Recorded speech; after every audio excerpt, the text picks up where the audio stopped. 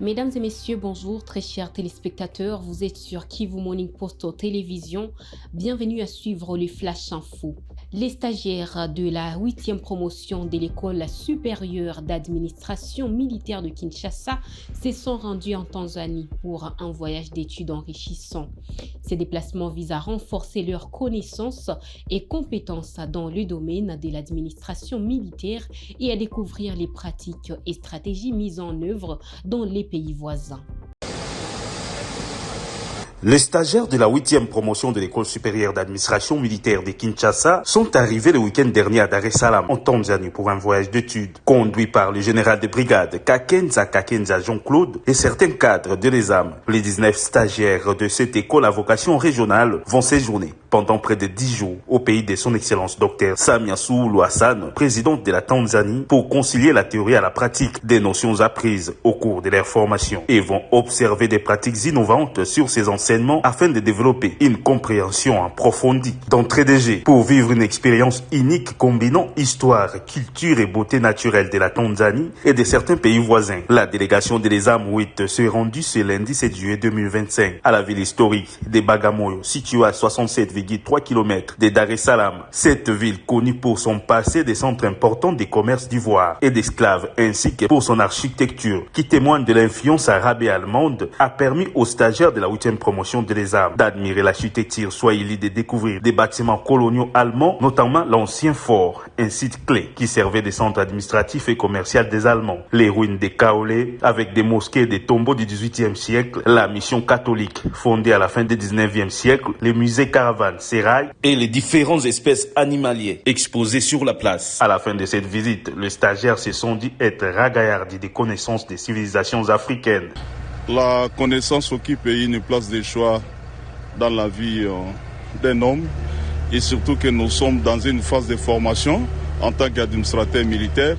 Nous sommes appelés à connaître les situations qui se sont passées antérieurement, vu l'histoire de la civilisation africaine. On est obligé de les connaître et pour projeter l'avenir. Et durant notre séjour ici, avec tous les sites visités, nous sommes renchéris en des explications fournies par les experts en place et qui a encore donné beaucoup d'ouverture par rapport aussi à nos connaissances acquises. Et puis à Kisangani, le commandement de la PNC change de main. Le nouveau patron de la police, le général Elvis Palanga, a officiellement pris ses fonctions le 7 juillet 2025. C'est dans un contexte marqué par des enjeux sécuritaires majeurs que l'esplanade de la poste de Kisangani a accueilli ce lundi 7 juillet la cérémonie de remise de l'intendard au nouveau patron de la police nationale congolaise dans la province de la Tiopo. La lecture officielle de l'ordonnance présidentielle nommant le commissaire divisionnaire et le vice-Palanga Nawej au poste de commissaire provincial de la PNC a marqué l'ouverture des activités. Ce geste hautement symbolique réaffirme la centralité du pouvoir civil dans la hiérarchie policière. En bon respect des procédures internes, le colonel Crispin Douabili, commissaire adjoint chargé de la police administrative, qui assumait l'intérim du commissaire provincial sortant, a remis l'intendard au gouverneur de province, Paul Ndongolia, représentant du pouvoir exécutif en province. Commissaire divisionnaire Palanga Nawej Elvis, matricule 11 963 025 690 13. Je vais venir répondre à votre appel. À son tour, ce dernier l'a transféré au nouveau commandant de la police provinciale en rappel à l'ensemble des troupes l'obligation d'obéissance et de collaboration. Cette séquence de passation d'autorité consacre le principe de continuité du commandement dans les forces de l'ordre. Dans un geste fort, le commissaire provincial et le vice-Palanga Nawej a immédiatement ordonné l'ouverture du défilé policier. Policiers en tenue d'intervention, unités spécialisées, toutes les composantes ont répondu dans une démonstration de discipline et de cohésion. La participation des épouses des policiers venus soutenir leur mari témoigne d'un ancrage familial fort dans la mission sécuritaire. Plus surprenant, la présence organisée des mototaximens de la ville, en s'associant volontairement à l'exercice, Ils affichent leur volonté de jouer un rôle actif dans la prévention de l'insécurité. La cérémonie s'est achevée sur une note d'ordre et de responsabilité. La province de la Tchopo entre dans une nouvelle phase de commandement policier avec l'espoir renouvelé d'un renforcement des opérations de sécurisation de proximité avec la population et des luttes coordonnées contre les menaces locales. Rendons-nous à présent dans le territoire de Béni, en ville de Béni au Nord Kivu. Il s'est tenu lundi 7 juillet 2025 la première séance des restitutions de la 12e conférence des gouverneurs qui s'était tenue à Kolosi. Cette session a été dirigée par le gouverneur militaire du Nord Kivu, le général-major Somo Kakule Evariste, au gouvernorat provisoire à Béni.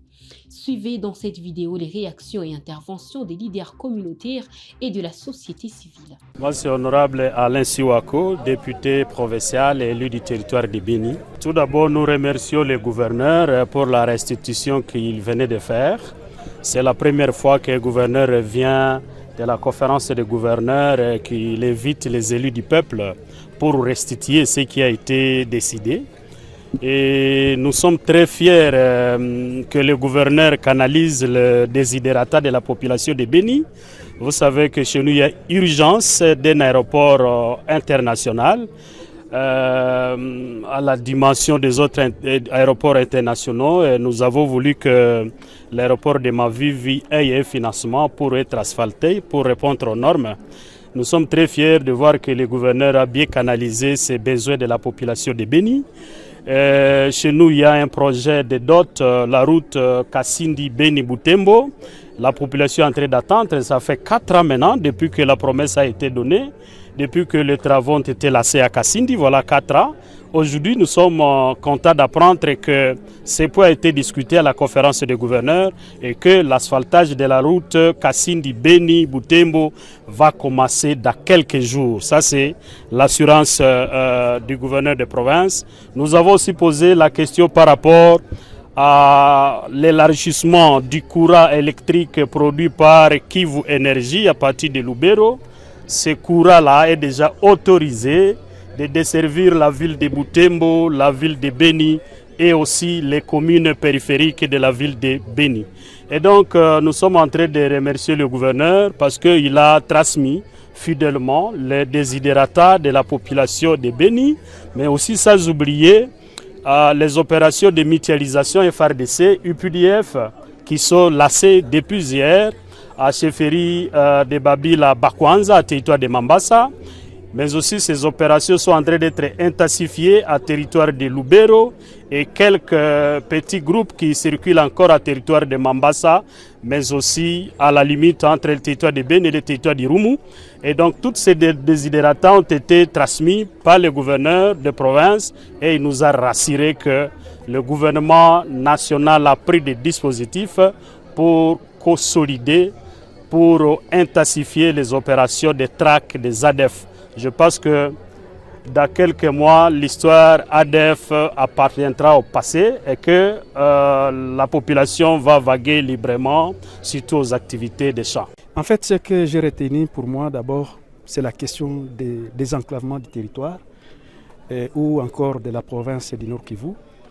Et je notais que l'aérodrome de Mavivi, dans la ville de Béni, et dans le Grand Nord, mais aussi pour le territoire de Walikale, parmi les 1000 km qui doivent être asphaltés et bitumés, j'ai noté que le territoire de Walikale aussi est mentionné, c'est-à-dire de Kisangani jusqu'à Walikale. Mais c'est que nous avons encore une fois de plus posé une question à l'interne de savoir à quand le début de ces travaux-là. Parce que parler le mois de juin jusqu'au mois de décembre 2025, ce n'est pas encore précis. Mais quand même, nous avions félicité le gouverneur de la province de sa présence au niveau de cette conférence au niveau du Grand Katanga. Mais pour nous, un grand défi reste de voir les choses à être réalisées. On ne doit pas se limiter justement de parler, d'annoncer et que du coup, il n'y a pas une réponse directe, parce que le territoire de Walikale, c'est ici un territoire quand même dans la province du Nord Kivu qui doivent bénéficier justement de ces projets, de ces grands projets pour le désenclavement du territoire de Walikale. Concrètement, nous voudrions que les choses soient une réalité sur terrain, la route soit construite, et surtout que c'est un territoire, comme vous le savez, un territoire qui produit, n'est-ce pas, pas mal de choses, et surtout l'exploitation minière et aussi agricole. Et nous, Walikale, nous entendons qu'il y ait de la concrétisation de ce que M. le gouverneur venait de nous restituer par rapport à la conférence auquel il avait participé avec les autres dans l'ensemble du pays.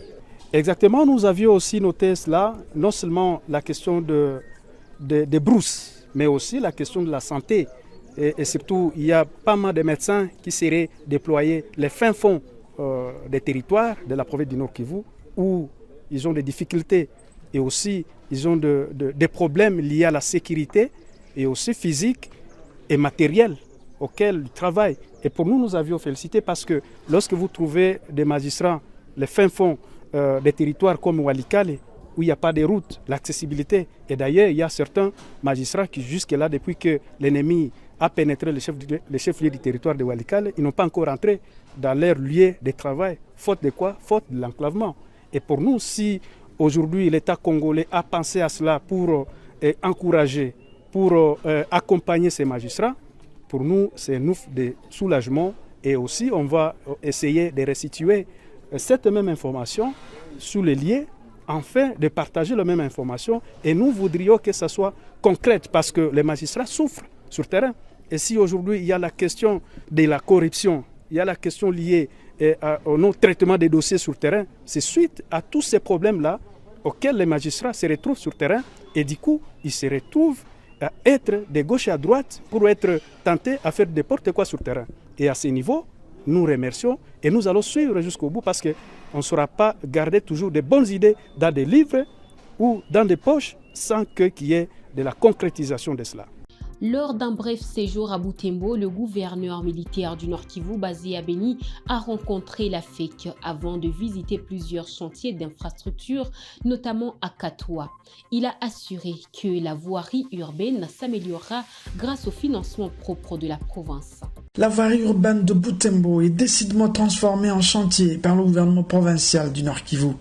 D'un côté des ponts en construction ou en réhabilitation et de l'autre, la modernisation de certaines artères, dont celle-ci, le boulevard Nyamwisi, menant à l'aérodrome de Ruenda, à notre point de sortie et d'entrée de Butembo.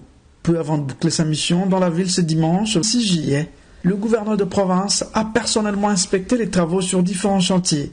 Le général-major Évariste Somo Kakoulé voulait comprendre ce qui se fait exactement sur le terrain. Le constat est que les travaux avancent bien et rapidement. Je vois aussi que c'est des travaux titanesques, compte tenu de la configuration géographique, n'est-ce pas, de la ville.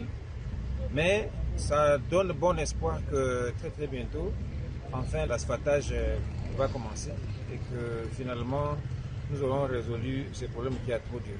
Sur financement propre du gouvernement provincial du Nord Kivu, l'entreprise Gerison Construction reste très engagée et veut offrir le plus vite possible à la ville de Butembo sa 4e route asphaltée. Pour l'autorité provinciale, il faut remettre la population ce qu'elle injecte dans sa province en payant les taxes et impôts. Les moyens, c'est la population qui les génère.